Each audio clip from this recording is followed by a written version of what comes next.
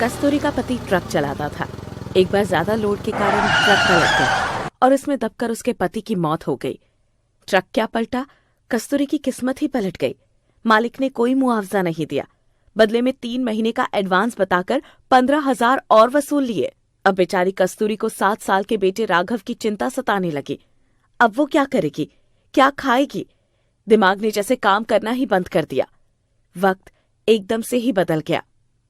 राघव ने कस्तूरी की आंखों को अपनी नन्ही उंगलियों से पोंछते हुए कहा, क्यों रोती हो माँ?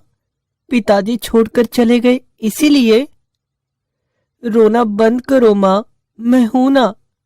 पिताजी कहते थे कि मैं उनका शेर बेटा हूं, फिर भी आप रोती हो। शेर की माँ को रोना शोभा नहीं देता। अब कस्तूरी उसे कैसे बताती कि जिस घर में वो रहते हैं वो किराए का घर है। अभी पिछले 2 महीने का किराया बकाया है। आखिर वो इतना पैसा कैसे चुकाएगी? तभी वहां मकान मालकिन आ धमकी और बोली, सुनो कस्तूरी, अब मेरे घर का किराया देना तुम्हारे वश की बात नहीं, इसलिए बेहतर होगा कि तुम ये घर खाली कर दो। घर खाली कर दिया तो हम तो फुटपाथ पर ही आ जाएंगे। कुछ समय की मोहलत और दे दो। अब मैं और नुकसान नहीं उठा पाऊंगी कस्तूरी। तुम्हारा तो ये पूरी जिंदगी का दुख है। 4 दिन या महीने में ही बिल्डिंग थोड़े ही ना खड़ी कर लोगी। कस्तूरी अपने सब्र का घूंट पीकर कुछ बर्तन, कपड़े और जरूरी सामान उठाकर घर से बाहर आ गई। आंखों से आंसू और राघव के सवाल रुकने का नाम ही नहीं ले रहे थे। राघव ने मासूमियत से पूछा, माँ, अब हम कहाँ जाएंगे? हमारा घर कहाँ होगा? क्या खाएंगे, क्या पहनेंगे? कस्तूरी ने उसे फटकारते हुए कहा, अब तुम चुप हो जाओ राघव। मेरा सिर दर्द के मारे फटा जा रहा है। ऊपर से तुम्हारे सवाल रुकने का नाम ही नहीं ले रहे हैं। मैं नहीं जानती अब क्या होगा।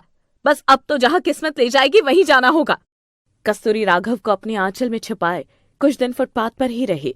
लोग उसे भिखारिन समझकर भीख देने लगे। कोई पैसे दे जाता तो कोई खाना। बस ऐसे ही वक्त गुजर रहा था।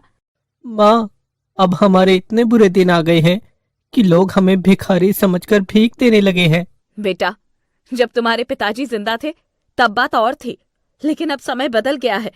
भीख मांगने के सिवा हमारे पास और कोई रास्ता नहीं है। मुझे अब कोई काम ढूंढ लेना चाहिए। इस तरह भीख मांगकर आखिर कब तक गुजारा होगा? कस्तूरी ने कई जगह काम ढूंढा, लेकिन उसे कहीं काम नहीं मिला। अंत में उसने सोच लिया था कि नदी में छलांग लगाकर ये जीवन लीला समाप्त कर लूं। मगर इससे पहले वो कुछ करती, किसी ने उसे पीछे से खींचकर थप्पड़ मारा और कहा, ये क्या करने जा रही हो तुम? तुम्हारे पास खड़ा ये मासूम बच्चा आज अपनी माँ को खो देता, उसके बाद सोचा है इसका क्या होता? लोग इसे बेच देते और इसके हाथ पैर तोड़कर भीख मंगवाते। ऐसी क्या मजबूरी आन पड़ी थी कि तुम नदी में कूदने चल दी? कस्तूरी ने उस औरत को सारी बातें बताई। वो औरत बोली, मेरा नाम ज़ोराबाई है, पेशे से तवायफ हूँ। पेट भरने के लिए जिस्म बेचती हूँ, लेकिन कभी मरने के बारे में नहीं सोचा। मर गई तो मेरे साथी बहनों का गुजारा कैसे होगा? चलो मेरे साथ और वहीं रहकर मेरे साथ काम करना। सच में भूखी तो बिल्कुल नहीं मरोगी। कस्तूरी पीछे हटती हुई बोली, नहीं नहीं, मैं मर जाऊंगी लेकिन ऐसा काम कभी नहीं करूंगी। ज़ोराबाई ने उसे अपनी तरफ खींचते हुए कहा, अरे और कुछ नहीं तो नाच गा तो सकती हो ना, बस इतना ही कर लो। और ज्यादा कुछ करने को किसने कहा? तभी वहाँ राघव भूख और गर्मी के कारण वहीं बेहोश होकर गिर पड़ा। कस्तूरी ने उसे गोद में उठाया और उसकी हालत देखकर रोने लगी। मैं कहती हूँ चलो मेरे साथ, वरना पति के साथ बेटे को भी खो दोगी। कस्तूरी उसके साथ चली गई। उसके पास अब कोई रास्ता नहीं था।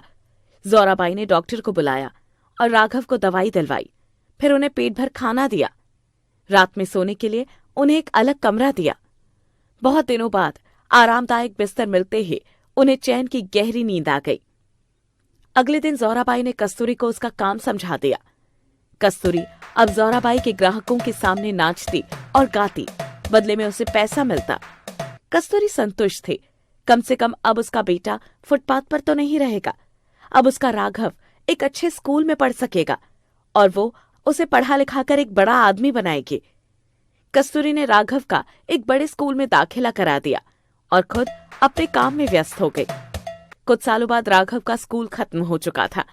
कस्तूरी को लगा कि अब उसका बेटा जवान हो गया है। अब तक वो इतना पैसा जोड़ चुकी थी कि उसका और राघव का जीवन आराम से गुजरे। इसलिए उसने इस कोठी की दुनिया से संन्यास लेकर वहां से चले जाना बेहतर समझा। माँ, अब हम कहाँ जा रहे हैं? हम दूसरे शहर जा रहे हैं बेटा। वहां से मैं तुम्हें विदेश भेज दूंगी। तुम वहीं रहकर अपनी पढ़ाई पूरी करना और मेरा नाम रोशन करना। यहाँ हमें सब लोग जानते हैं। मैं नहीं चाहती कि कोई तुम्हें नाचने गाने वाली का बेटा कहे। कस्तूरी के संघर्ष ने राघव को विदेश भेज दिया और खुद एक घर खरीद कर रहने लगी। जीवन यापन के लिए उसने अपने घर का कुछ हिस्सा किराए पर उठा दिया। कुछ सालों बाद कस्तूरी ने राघव को फोन किया। हेलो बेटा राघव, कितने दिन हो गए हैं तुमने फोन भी नहीं किया। तुम जानते हो ना तुम्हारी माँ हर पल तुम्हारे लिए तड़पती रहती है। माँ, कितनी बार कहा है ड्यूटी टाइम में मुझे फोन मत किया करो। तुम्हें तो कुछ काम है नहीं, लेकिन मेरी पढ़ाई भी है, साथ में जॉब भी। फुर्सत मिलेगी तो मैं खुद ही कर लूंगा। अभी कितनी पढ़ाई और बाकी है बेटा। 3 साल से तुम्हारी शक्ल नहीं देखी। अब सब छोड़ छाड़ कर वापस आ जाओ। शादी की उम्र हो गई है तुम्हारी।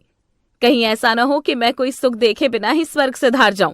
माँ, मेरा आना तो मुश्किल है, लेकिन मैं जल्द ही तुम्हारा वीजा भिजवा दूंगा। तुम ही यहाँ आ जाना। मैंने यहाँ एक लड़की पसंद कर ली है, सोनिया। यहीं शादी करके यहीं सेटल होना चाहता हूँ। ये सुनकर कस्तूरी ठगी सी रह गई। उसके हाथ पैर ढीले पड़ गए। वो बोली, नहीं राघव, तुम्हें आना होगा। इस तरह तुम अकेले अपने जीवन का फैसला नहीं कर सकते।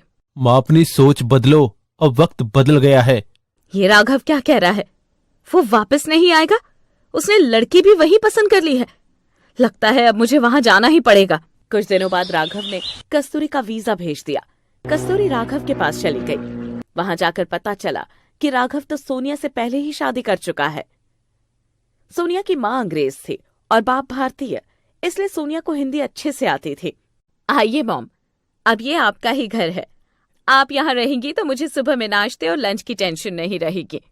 जानती हूँ इतना तो आप कर ही लेंगी। मुझे और राघव को सुबह जल्दी ऑफिस जाना पड़ता है। माँ, ये देखो तुम्हारा पोता आरव। अब तुम दादी पोता साथ में मस्ती करना। वैसे ही सोनिया पूरा दिन थक जाती है। आरव को देखकर कस्तूरी ने चैन की एक सांस ली। वो सब दुख और शिकायतें भूल गई, मगर अगले ही पल अपने सारे अरमान मिट्टी में मिले नजर आए। सोचा था कि सारी उम्र रो रो कर गुजारी, अब बेटी की शादी करूंगी, बहू आएगी, खूब धूम धड़ाका होगा।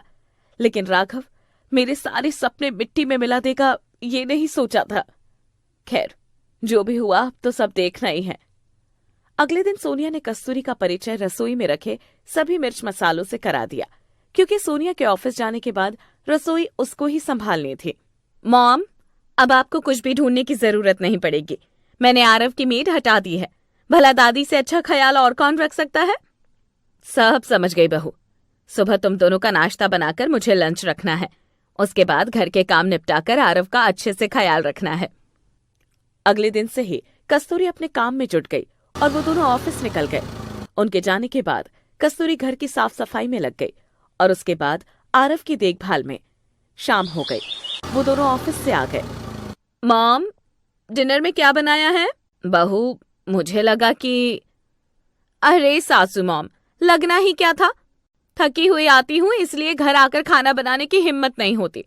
वैसे तो हम बाहर खा आते थे, पर जब आप आ गई है तो आपके हाथ के गर्म खाने की बात ही कुछ और होगी। अब आपको जो अच्छा लगे बना लिया करना। कस्तूरी समझ गई थी कि उनके बहू बेटे ऑफिस संभालेंगे और वो घर और उनका बेटा। इसी तरह 2 साल बीत गए।